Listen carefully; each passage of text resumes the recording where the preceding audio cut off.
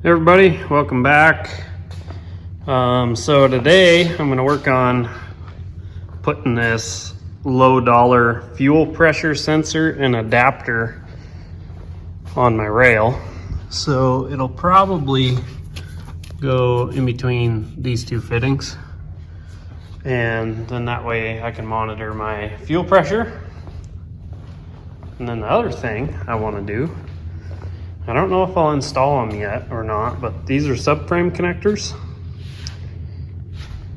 And I might go lift this thing up and see how much work I got to do to install them. I'm not making enough horsepower to worry about it at the moment. So if I can get them in an hour or two, I might do it, but we'll see. Also, I plan on getting my trailer cleaned up inside. Did get the snowmobile dumped out. So I'm gonna go ahead and see if I can get the Camaro in without bellying.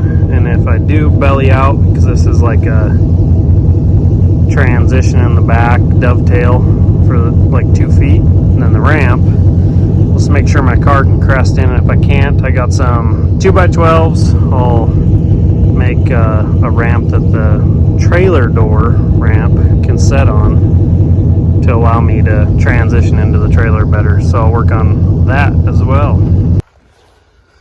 All right, I extended the harness here, mounted that fuel sensor there, so everything's hooked up. I just got to go on a tune and calibrate the range on the sensor. Well, we're going to do some more cruising. We're going to run into town and see what Lane's doing to his Mustang. I think he's at Ryan's shop, so we'll go check that out.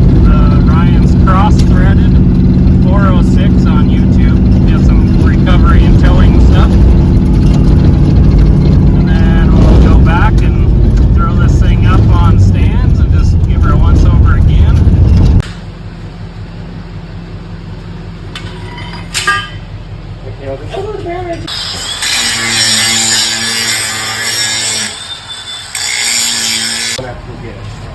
Okay.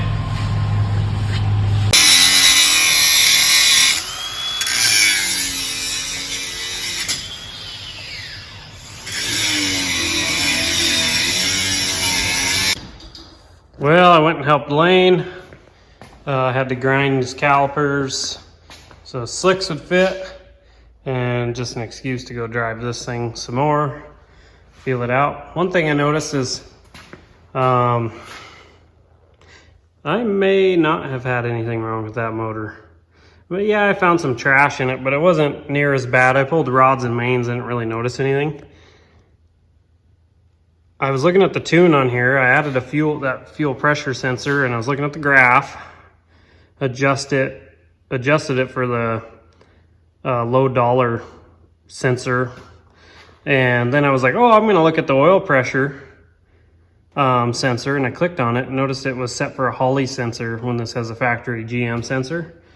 So I changed it, put it all in here, flashed it back to the computer, and now I have 10 psi higher oil pressure than what was there before. So that probably never had low oil pressure. But either way, this is a better cam in this engine for naturally aspirated, so I'm gonna run with it. But I will get this thing up on blocks. I got something rattling underneath. It's nothing major, I don't think. It's just something going down the dirt road. I can hear something tinging. So I'm gonna look and see what's going on there. I did test fit it in the trailer. It loads in the trailer just fine as long as I use these 2x6s and 2x8s.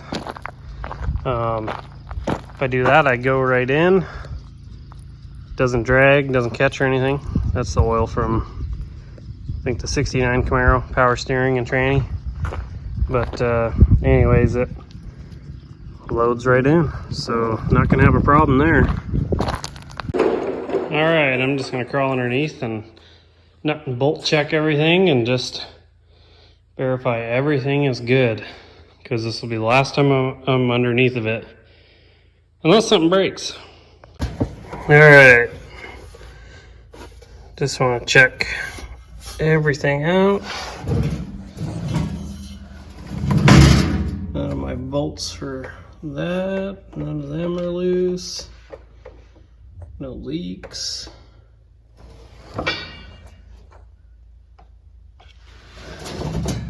No fuel line leak. Filters in place.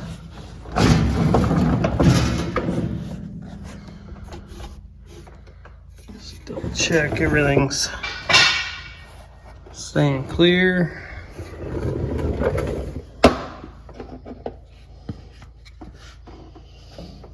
Should probably feed a rubber hose around that.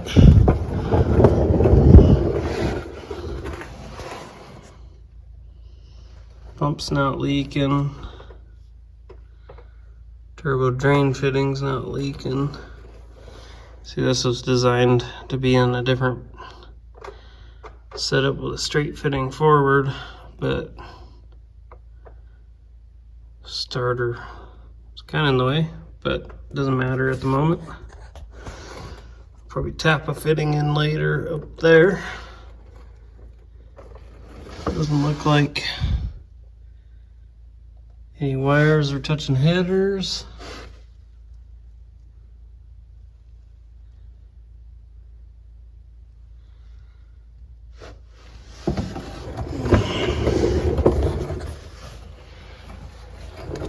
I'm also going to change the oil on this motor before I take off,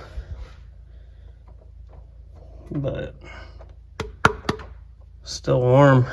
This thing's been sitting for an hour or so. Yeah, I mean, just checking all the bolts, make sure everything's in. Doesn't look like anything's dripping, loose. So I do have subframe connectors. They'll plate like here, and then they shoot down to that post down there. But I'm not going to worry about putting them on this go around. Sure, my exhaust is still there. Don't mind the unfinished exhaust. Yeah, so everything looks okay down here. I bellied out a few times. It'll be all right. These are those subframe connectors from Midwest Chassis. I think they're 1/8 inch wall, I'd assume. Some 3/16 plate on the end. They're pretty strong, but I mean, in the future this thing will probably get framed all the way back once it makes more power. All right, just checking over everything up here.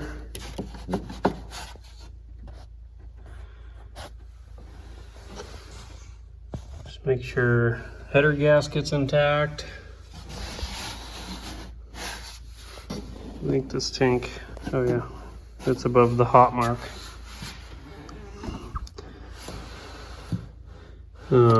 I'll drain this before we go. I doubt there's much in it. That's for my power block inside. Got it fused. So I want to make sure nothing's going to touch headers. That's a temp sender for factory gauges. I haven't hooked it up yet though.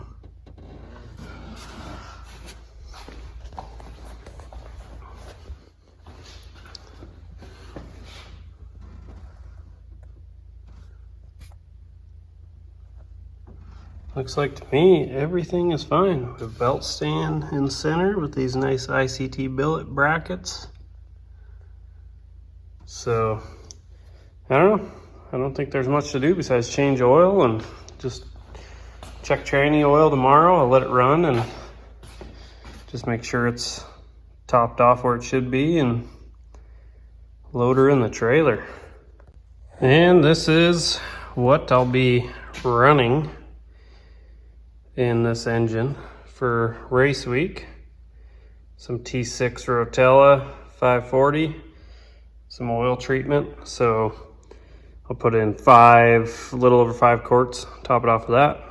57045 Wix filter. That's 07 plus metric filter for LS, and it's deep, so it's M22 thread. But I'll change the oil tomorrow, get that all done, and get her tucked away in the trailer. All right, back in the shop, gonna get the oil changed. Did get some slicks. Guy's gonna meet me out of like Bozeman area and Billings on Sunday and get me slicks.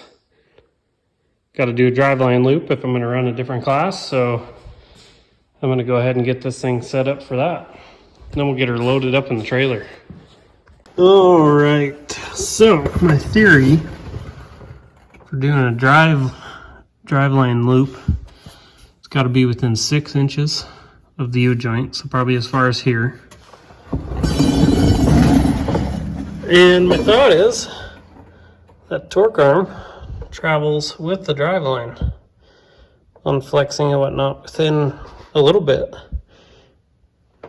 So what if I just made it so the driveline loop welds to the top of the torque arm, comes around, welds to the bottom. Then it's always traveling with the driveline.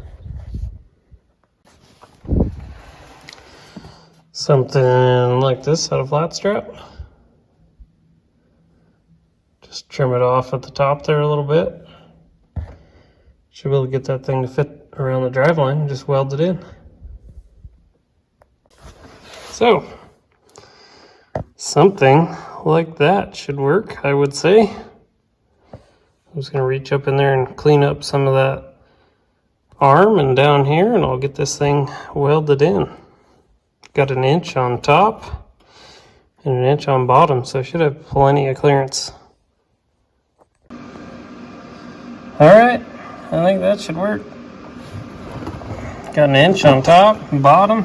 Torque arm moves with it. I think that shall be dandy. Now I'll clean up the welder and then go ahead and dump the oil and change filter and be ready to rock and roll.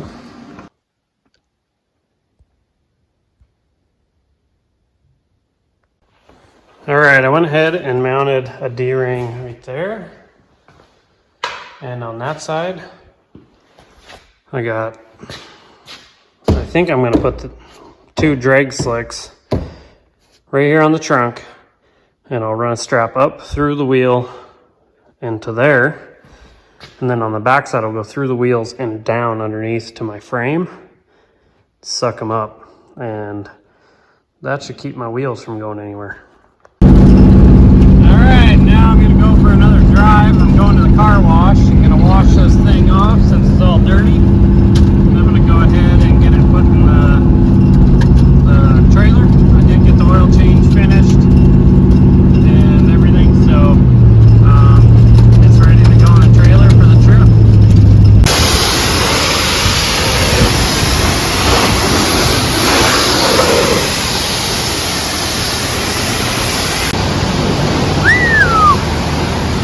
Yeah, this thing needs clear coat.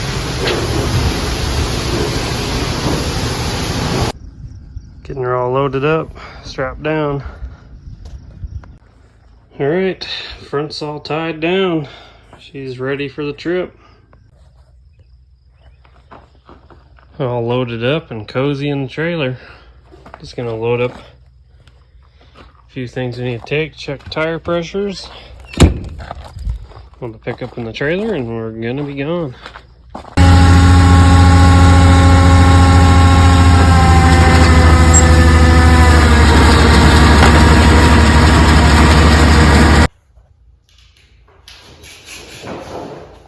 What's Dan having?